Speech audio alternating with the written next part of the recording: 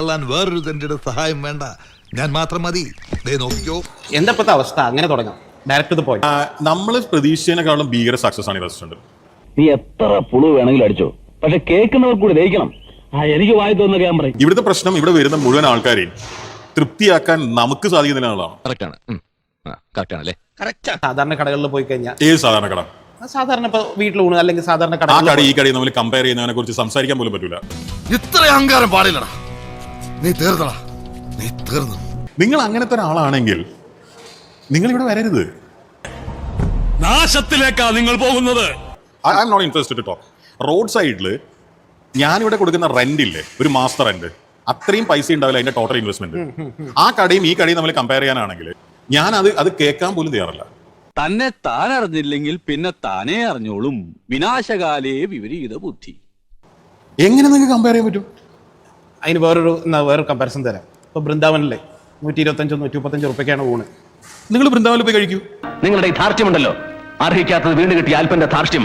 Please please don't take it out on the wrong person. ഒരു റെസ്റ്റോറൻറ്റിൽ നിങ്ങൾ പോയപ്പോൾ പറഞ്ഞത് ടോക്കൺ ആദ്യം കൊടുക്കണം, ടോക്കൺ ആദ്യം വാങ്ങണം, കാശ് ആദ്യം കൊടുക്കണം, എന്നാലേ ഭക്ഷണം കിട്ടും. ആര് പറഞ്ഞു? ഞാൻ പറഞ്ഞു. എനിക്ക് ചൊറിഞ്ഞ് വരുന്നുണ്ട് കേട്ടോ. ഇവർക്ക് പൈസക്ക് ആർത്തിയാണ് ആണ് എന്ന് പറഞ്ഞിട്ടൊരു സാധനം പറഞ്ഞു. അല്ല, താനിപ്പോ എന്താടോ പറഞ്ഞേ? പാളിപ്പോയാ എടോ താനിപ്പോ എന്താ പറഞ്ഞെന്ന്? ഇവർക്ക് പൈസക്ക് ആർത്തിയാണ് ആണ് എന്ന് പറഞ്ഞിട്ടൊരു സാധനം പറഞ്ഞു. അല്ല, ഇത് ഏത് റെസ്റ്റോറന്റ് ആണെന്ന് എനിക്ക് ഓർമ്മയില്ല. ഞാനൊരു സത്യം പറഞ്ഞ് വിശ്വസിക്കൂ, എനിക്കത് ഓർമ്മയില്ല. സോറി, ബിരിയാണി റെഡി ആവുന്നതിന്റെ സൗണ്ടാണ്.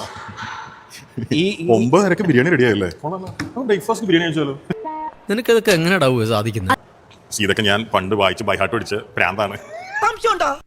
പക്ഷെ സാധാരണ എന്റെ ലൈവിൽ ഒരു 100-120 ആൾക്കാരാണ് യൂട്യൂബിലുണ്ട്. ലേറ്റ് നൈറ്റ് ആണ്, 12 മണിക്കൊക്കെയാണ് ഞാൻ ലൈവ് ചെയ്യുക. ആരും പറഞ്ഞ കാര്യമില്ല, ഉറക്കൊഴിച്ചിരുന്ന ഈ 2 മണിക്കൂർ ഇത് മണ്ടത്തരം കേൾക്കേണ്ട കാര്യമില്ല. വിവരമില്ലാത്തവനാണെങ്കിലും സത്യം പറയൂ.